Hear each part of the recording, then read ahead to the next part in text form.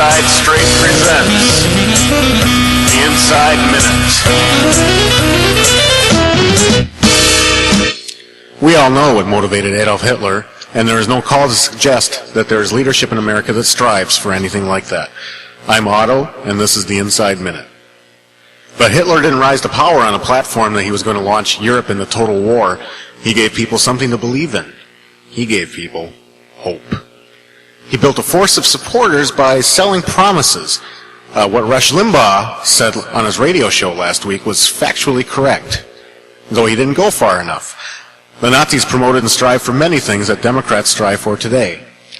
Universal health care, particularly for the elderly, intimidation of their political opponents, the takeover of entire industries in the private sector, secularism, or at least a control of religious expression through the government, unquestioned adherence to the leader, equality of rights for selected groups of citizens, state-provided livelihood, a right to a home, right to a job, etc., opposition to and confiscation of war profits, redistribution of wealth to artificially promote a, quote, healthy middle class, unquote, obsessive opposition to personal materialism, a national public education system for the purpose of indoctrination, demands of the press to support the, quote, general good, in other words, the government's agenda, large-scale expansions of welfare for the elderly, and the tie that binds a strong central government.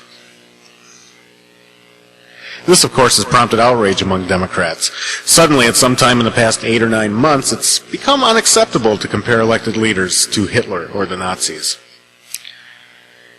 However, recent statements like those made by President Obama and his press secretary make non-believers like myself cringe and sincerely wonder just how desperate are Barack Obama and Nancy Pelosi in getting their health care takeover accomplished. We're already seeing everyday American citizens being criticized, smeared, insulted, accused, even physically attacked by those who once upon a time believed that dissent was the ultimate form of patriotism. Or at least that's what they said. Granted, our vocal protesters aren't as hip as theirs.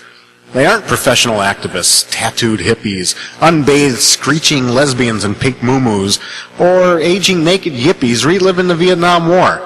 They aren't blocking traffic. They aren't vandalizing storefronts. They aren't interfering with the military. These are mothers and fathers and business owners who for years have grumbled about the bloating nature of government, but now have legitimate fear in their hearts about the end of America as we know it. This is pure, raw, democratic advocacy at its finest. Are some of these people organized? I hope so.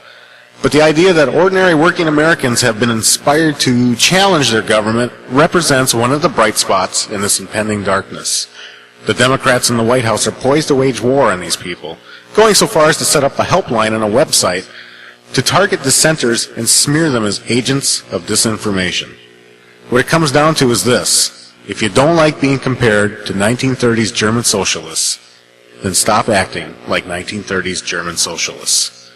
For the Inside Minute, this is The Auto Show.